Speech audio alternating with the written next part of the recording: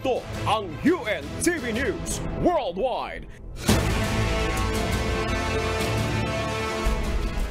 Yes! Hello sa lahat ng ating mga kasangbahay sa buong mundo. Salamat sa Diyos sa panibagong araw po at mabuting pagkakataon na bigay sa atin. Hello sa iyo, Bianca. Kamusta na dyan?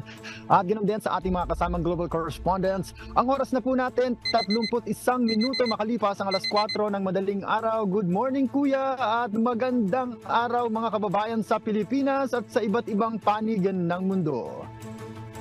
Ngayon ay araw ng Lunes, January 8, 2024. Mula sa Edmonton, Alberta, Canada, ako si Noel Poliarco.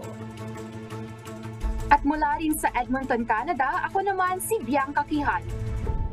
Maghahatid sa inyo ng umaatikabong balita mula sa iba't ibang panig ng mundo. UNTV News Worldwide. Sa ating global headlines. Ilang flights kinansela matapos pagbawalang lumipad ang Boeing 737 MAX 9s. White House hindi alam na naospital si US Defense Secretary Austin.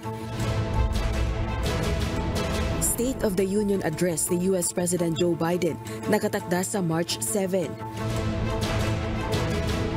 Artillery shells pinakawalang muli ng North Korea malapit sa Korea border. Major snowstorm naranasan sa Northeast USA.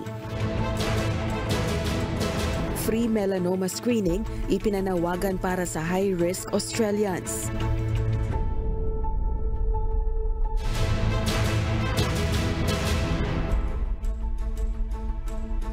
Una sa ating mga umaatikabong balita.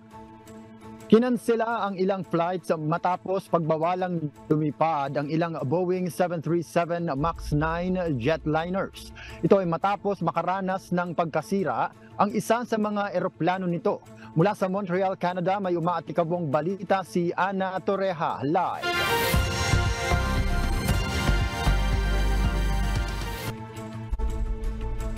Hello, Ana, ano ang insidenteng naiulat kaugnay nitong Boeing 737 MAX? Oo, magandang araw sa iyo, Noel. Nahaharap ang libo-libong pasahero sa flight cancellations matapos na ipag-utos ng US officials ang agarang grounding ng ilang Boeing 737 MAX 9 jetliners. Ito ay matapos na magkaroon ng blowout o pagkasira ang isang Alaska Airlines plane at magkaroon ng butas sa gilid ng fuselage nito.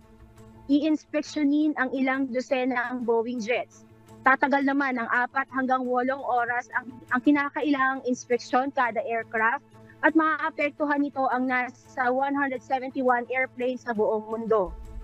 Batay sa Alaska, 23,000 ang pasaherong apektado ng flights cancellation sa araw ng Sabado, January 6.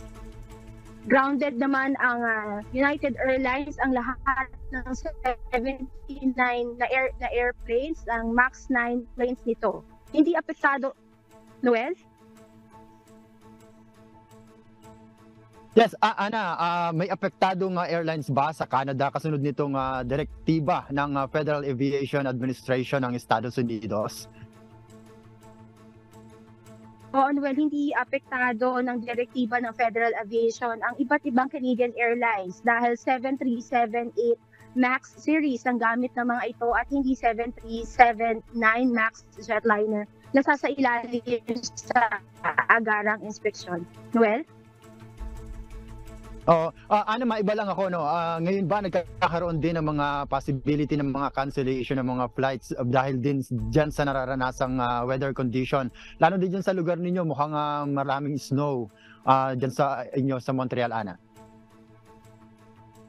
Oo, well, so far, as of this time, wala pang ina-announce flight cancellations. Pero nakaantabay pa rin tayo para sa mga susunod na informasyon.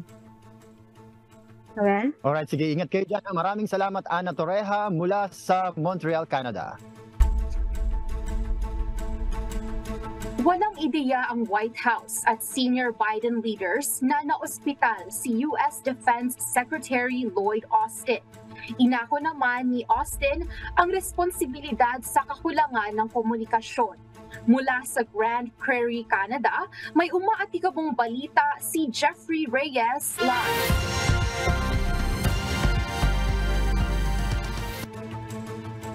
Jeffrey, ano ang nangyari kay US Defense Secretary Lloyd Austin? Yes, magandang araw, Arlene. Hindi naipaalam sa Biden administration na naospital si US Defense Secretary Lloyd Austin sa loob ng ilang araw. Araw ng Huwebes, January 4, nang maabisuhan ng White House sa kalagayan ni Austin. Batay sa ulat, naibalik ang kanyang duties si Austin sa sumunod na araw, January 5, Biyernes. Na-confine si Austin sa Walter Reed Medical Center dahil sa komplikasyon kasunod ng surgery. Inako naman ni Austin ang responsibilidad dahil sa kakulangan ng komunikasyon. Nasa ilalim ni US President Joe Biden ang Defense Secretary sa China of Command para sa US military. Nakapag-usap naman ang presidente at ang kalihim noong January 6, Sabado. Balik sa iyo, Arlene.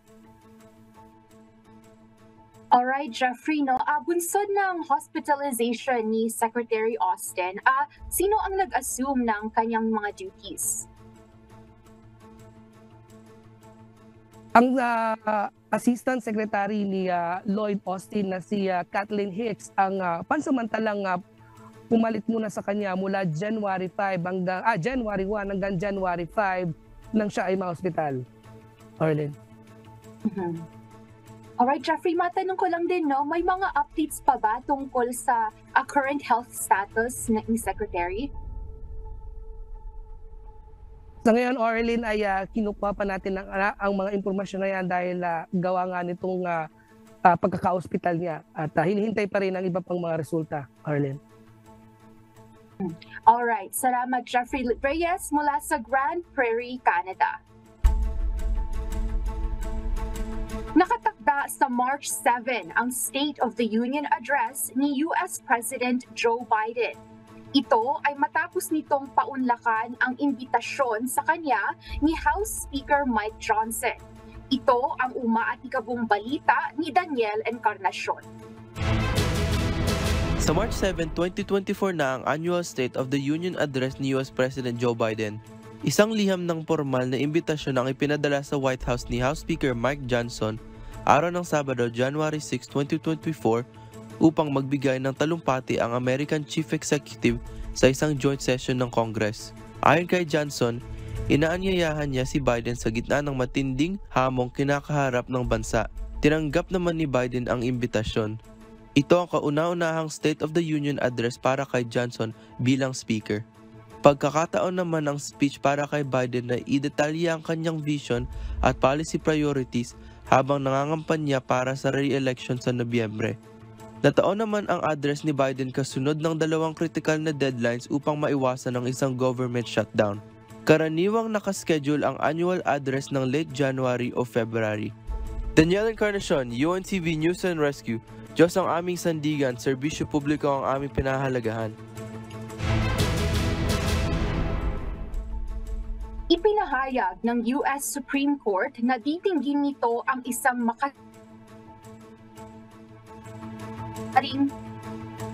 tumakbong muli sa pagkapresidente si Donald Trump. Sumang-ayon ang justices na talakayin ang apela ni Trump laban sa isang desisyon ng Colorado na tanggalin ito sa 2024 ballot ng estado. Sa Pebrero, nakatakdang dinggin ang kaso at ipatutupad ang desisyon ng korte sa buong bansa. Nakabindin ang lawsuit sa ilang estado na nais diskwalipikahin si Trump dahil sa anilay pagkakasangkot nito sa US Capitol riot 3 taon na ang nakalilipas.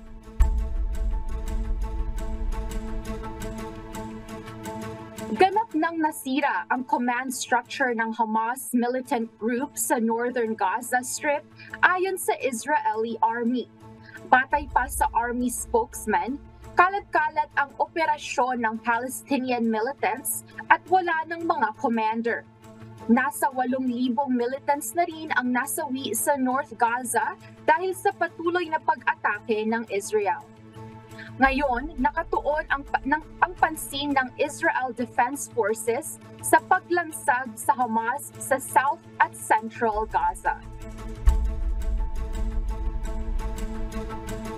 Muling nagpakawala ng artillery shells ang North Korea malapit sa isang isla ng South Korea araw ng Linggo, January 7. Kinumpirma ng North Korea's military na gumamit ito ng coastal artillery systems upang magsagawa ng live firing exercises. Noong Biyernes nang magpakawala naman ito ng nasa 200 shells. Pinag-utos ng gobyerno ng South Korea na magkubli sa ligtas na lugar ang mga residente ng Yeonpyeong Island. Tinawag na provokasyon ng South ang aksyon, subalit itinanggi naman ng North na nalagay sa peligro ang isla dahil sa firing drills. Naranasan ang isang major snowstorm sa northeast ng Estados Unidos. Samantala, nagbabala ang mga opisyal sa publiko na iwasan ang pagbiyahe kung hindi naman kinakailangan hanggang araw ng Linggo, January 7, 2024. Ito ang umaatikabong balita ni Miguel Ray De Leon. Isang malakas na winter storm ang naranasan sa northeastern United States araw ng Sabado, January 6. Dala nito ang matinding buhos ng snow, nagyayelong ulan at malakas na hangin. Sa kabuuan, halos 40 milyong tao ang nasa ilalim ng winter alerts. Sa New Jersey, inabisuhan ng mga opisyal ang mga residente na mag-ingat sa madulas na kalsada, kaalinsabay na rin ng banta ng pagbaha. Hinikayat din ng publikong iwasan munang magbiyahe. Based on the latest reports, we are predicting a potential 6 to 10 inches of snow in the northwestern portion of the state. Don't go out unless you need to go out. Stay off the roads. Nasa 3 inches ng snow ang naiulat sa bahagi ng northeastern Pennsylvania at northwestern New Jersey gabi ng Sabado, January 6. Sa katabing estado naman, naglagay na ng asin sa mga kalsada ang New York City Sanitation upang maiwasan ang madulas na daan maging ang pagkabuo ng yelo. Samantala, nahaharap din sa winter storm warnings ang ibang bahagi ng Estados Unidos tulad na lamang ng New Mexico, Washington at Oregon. Miguel Ray De Leon, UNTV News and Rescue, New Jersey, USA. Diyos ang aming sandigan, serbisyo publiko ang aming pinahahalagahan. Isang Australian ang karaniwang naiulat na may skin cancer o melanoma kada 30 minutos. Subalit napipigilan ang maraming mamamayan na magpa-skin check dahil sa mataas na out-of-pocket costs kaugnay ng pagpapa-check up. Ito ang umaatikabong balita ni Danny Delieva.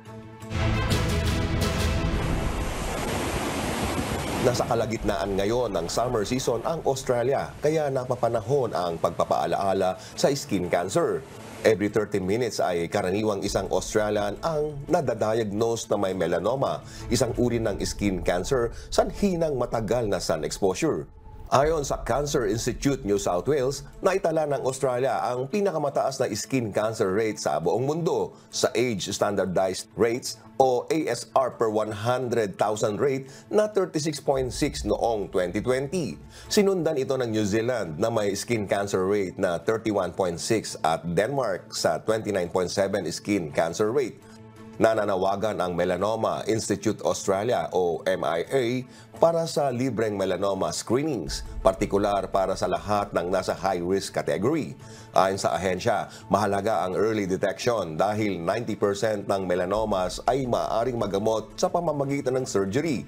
Mababasa sa website ng MIA ang ABCDE guidelines na makatutulong sa pagmonitor ng balat ng isang tao upang makahingi agad ng medical advice kung mapansin ang mga pagbabago sa balat. Isa naman ang malaking gastusin sa pagpapacheck up kaya maraming Australians ang umiiwas sa skin cancer checks. 7% ng high-risk melanoma patients noong nakaraang financial year ang ipinagpaliban o tuluyang hindi nakipagkita sa kanilang general practitioner o GP.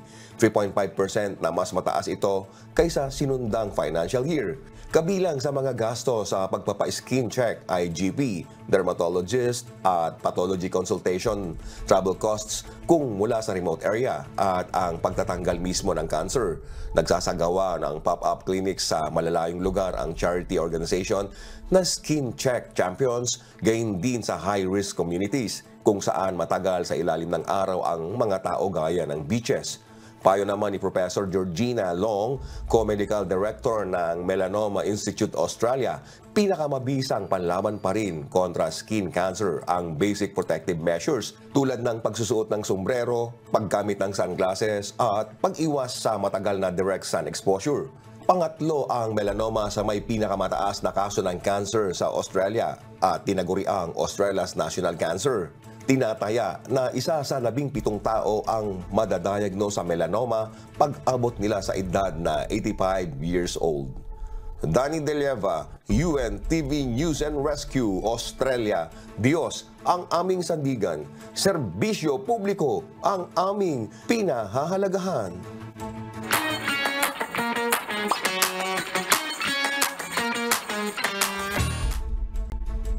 Naglabas ng holiday closure announcement ang Philippine Consulate General sa Sydney, Australia. Samantala, hinihikayat naman ng Philippine Embassy sa Netherlands ang mga kababayan na magparehistro sa online database nito. Ito ang umaatikabong balita ni Lynn Perez. What's up, kabayan? Sarado ang Embahada ng Pilipinas sa Sydney, Australia sa January 26, 2024 bilang pagdiriwang ng Australia Day. Maaari namang tumawag sa 61481-728-400 kung may emergency.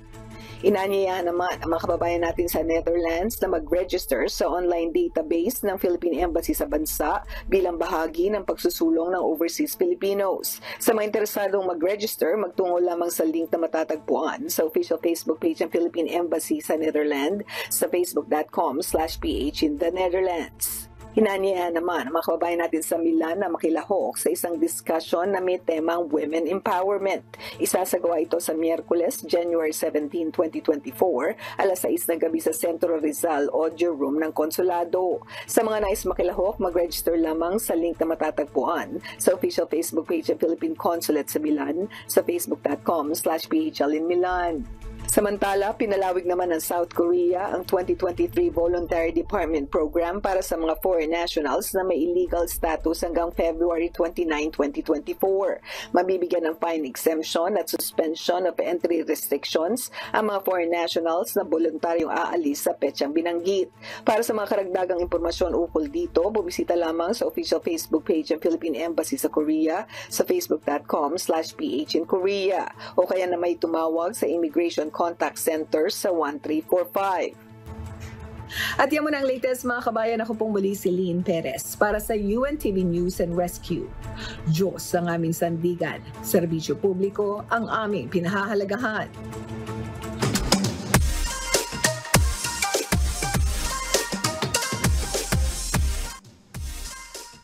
Ito na ang di natin makalilimutan, ang pinakaabangan nating lahat. Pwede bang bumati? Pwedeng-pwede! Alright, narito ang pagbati ng ating kababayan. Ako po si Ruth Ann Evangelista mula dito sa Wellington, New Zealand. Binabati ko po ang aking mga kalokal sa lokal ng Arizona, Mami Terry, Mami Irish, Mami Grace, Sis Joanne, and Baby Elijah. Ganin din po binabati ko ang aking super friends na nasa Pilipinas, sila Ali, Kuya Mike, JS, Marlon, and Jobert and their family. Ingatan po palagi, samahan nawa. Alright, ako naman, nais kong batiin sila Janelle and Rochelle Rivera, si Kuya Elgin Polyarco, Mayet Polyarco, and of course my parents, Tess and Rolly Quijano, and my sister AJ Quijano. They're in Toronto, Canada. Ayun, makaabot din sa pagbati. Grabe, ang lamig dito sa lugar natin.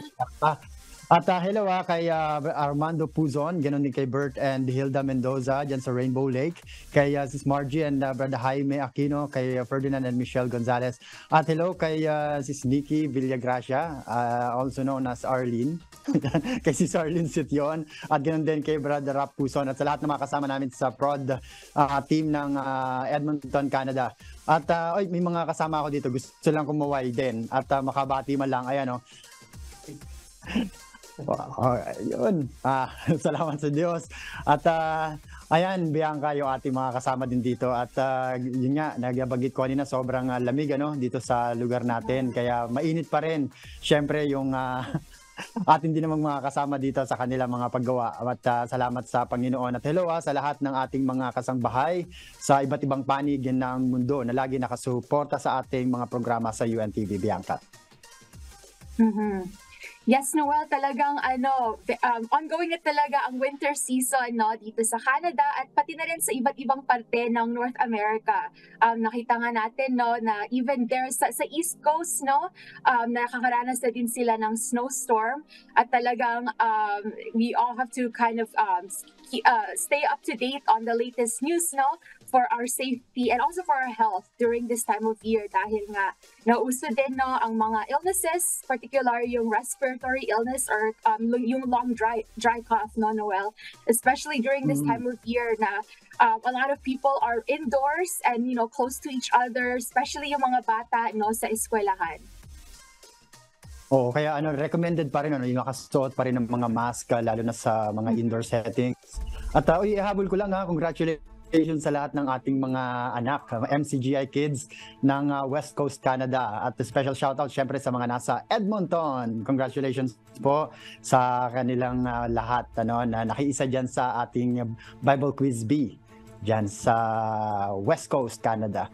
At dyan sa lugar mo, Bianca, kamusta ba yung dyan, yung pagtitreat naman nila nung sa mga snow kasi sa Toronto, di ba, nung saan tayo galing, after kasi ng mga snowfall, yan, nagkakaroon agad sila ng mga shoveling, yung marami agad mga truck na nakaantabay para maglagay ng salt. Ano ba napansin mo dyan sa lugar nyo?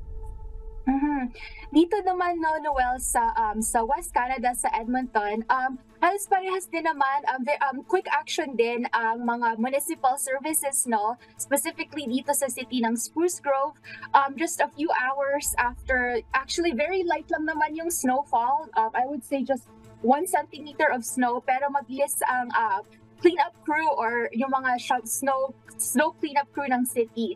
At talagang not just for the cleanliness of the city and also for the safety ng mga pedestrians and drivers, mabilis naman din ang kanilang paglinis sa build-up ng snow dito sa Spruce Grove.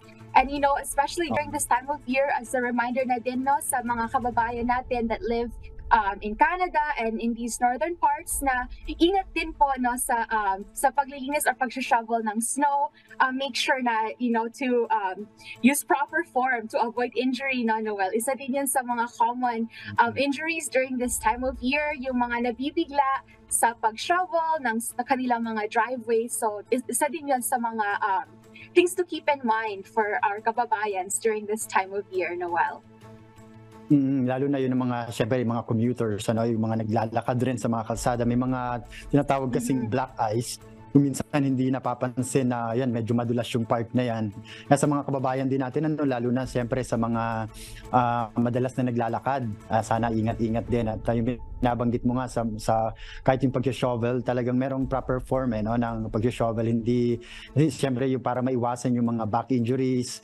At bundle up, yun lang naman din lagi ang sikreto din para pagka mga lalabas ay hindi rin magkaroon ng mga frostbites. Ingat-ingat din kahit sa ating sabihin natin na saglit lang naman silang lalabas pero hindi natin masasabi kasi yung weather kung minsan talagang nag-extreme yung lamig, lalo na pagka ngayon daw sabi nila hindi pa masyado ito negative 18 pa lang ito sa kanila, pero hintayin natin by next week daw masyadong malamig. Pero yun naman, may awa ang Panginoon at yun lang hiling natin sa mga kababayan natin na nandito sa mga lugar na ito na lalong mag-ingat din, dagdagan pa yung intake pa ng vitamin C, Bianca. Yes, Noel, those are all very good tips, no? Especially if you're gonna be outside for extended period, yun nga, wear lots of layers. And yung sinasabi din nila yung mga natural products din tulad ng wool is very, very good to keep you warm. And like right now, sa ating report na, we usually report outdoors. Isa sa mga ginagamit din namin mga reporters is itong mga warmers. Yeah, and it really keeps you warm. So you hold on to it. It lasts about 8 hours and it keeps you warm. You could put it in your pocket and hold on to it. Isa din yun sa mga gadgets, no, na pwede natin gamitin during this time of year. Of course, sa mga reporters tulad natin that are outside or yung iba ding mga other people in other professions, no, tulad ng mga construction workers or yun nga yung mga city workers that help with maintaining the city. Talagang it's really important to have these kinds of gadgets and to always keep warm and layer up, no, to keep us safe and also to ensure na magampan natin ng maayos yung ating mga tungkulin in our jobs, Noel. That's right. Oh, ayan, sige. At kung gaano kalamig dito, puntahan naman natin ang ating kasama sa Pilipinas. Nandiyan si amigo Sherwin. Nami-miss ko na ito. Tagal namin hindi nagkita eh. Kamusta ba? Hello sa'yo, amigo. Good morning. Good morning dyan sa Pilipinas. At ano ba ang ating mga aabangang humahataw na mga balita ninyo? Yes, good morning, and hello, Noel and Aureline. Ayan, long time no see. Na-miss ko rin kayo, Noel. At diyan sa lugar nyo, nakikita ko talagang namumuti. Napakalamig diyan sa lugar nyo. Buti nakakatagal kayo diyan sa labas ngayon, Noel at Aureline. Oh, dito actually kanina nasa labas ako eh. Kaya lang ako kaya ko naman kasi yung aking gadget ang hindi kinaya. Namatay siya ng pusa dahil sa sobrang lamig talaga, no. As of now, -18, ano, yung nakikita ko dito sa temperature namin sa Edmonton, at medyo windy lang din kasi ng konti, kaya talagang yung lamig pag tumagal ka sa labas, titigas ang tenga mo at lahat ng mga exposed na mga skins, ano. At si Bianca, medyo hawig lang siya ni Aureline dahil magkapatid sila, pero si Bianca yung kausap natin. Bianca pala. Ganun ba? Yung No ganyang worries, panahon yes, Yes, Sherwin. Yes, Sherwin and Noel, no. Although malamig naman, although malamig ang panahon dito, we are keeping warm, Sherwin, with proper clothing and layers. Pag properly dressed naman, Sherwin, makakatagal ka din sa labas. You just have to make sure na for safety din, no? Kasi uso din ngayon yung mga tinatawag nilang frostbite, yung mga for example, those who do outdoor sports, yung mga nag-running or skiing or snowboarding, minsan din kasi hindi nila namamalayan na parang naninigas na pala yung kanilang mga fingers or toes, pati din yung ilong. So isa din yan sa mga safety tips, no, para din sa ating mga kababayan na nasa mga ganitong klaseng lugar, to always keep safety first and always make sure they're wearing proper clothing, no, to keep safe during this time of year outside. Sherwin and Noel. Curious lang ako, Noel, gaano katagal na nararanasan yung ganyang panahon sa inyo? -18. Yan ba bumababa pa, Noel? Amigo, no, itong actually medyo late nga ang dating ng lamig ng panahon dito eh, kasi as of last week wala pa kami halos nakikitang snow, at nasa mga single digit pa lang yung temperature, negative pero single digit, ano.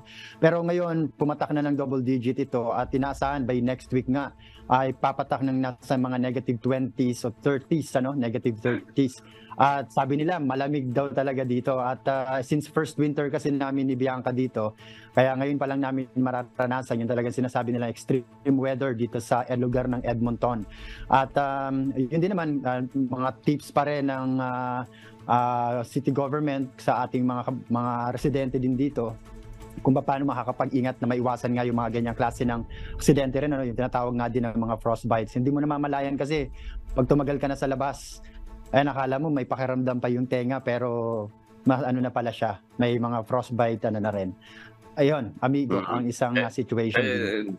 Dito sa atin, mainit. Mainit ang usapin patungkol dito sa ICC, ano, yung International Criminal Court, yung kanilang investigasyon noong nakaraang Duterte administration doon sa war on drugs ng dating administrasyon ni Pangulong Duterte. At pinag-uusapan niya kung talaga bang nakapasok na yung mga investigador ng ICC dito sa ating bansa o kung wala pa, dahil may mga nagsasabi nga na nagsisimula ng mag-imbestiga itong mga investigator ng ICC. So yan ang isa sa mga aabangang balita ng ating mga taga-subaybay ngayong umaga, Noel.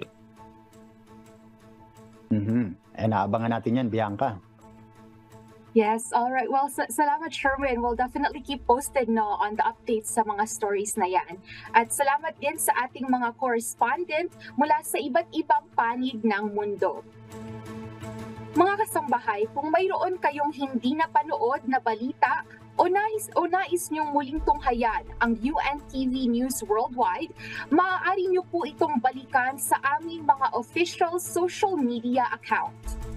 I-like at i-follow lamang ang UNTV News and Rescue Facebook account at i-click ang subscribe button sa UNTV News and Rescue YouTube channel. Mapapanood nyo rin po rito ang iba pang news programs ng UNTV, pati ng iba pang video ng nag-iisang public service channel. Kaya tara na, subscribe, like, and share. At narito naman po ang mga salita ng Diyos na maaari nating baunin sa pagpapatuloy ng araw na ito. Nasusulat sa Book of Psalms, chapter 34, verse 18. The Lord is nigh unto them that are of a broken heart, and saveth such as be of a contrite spirit.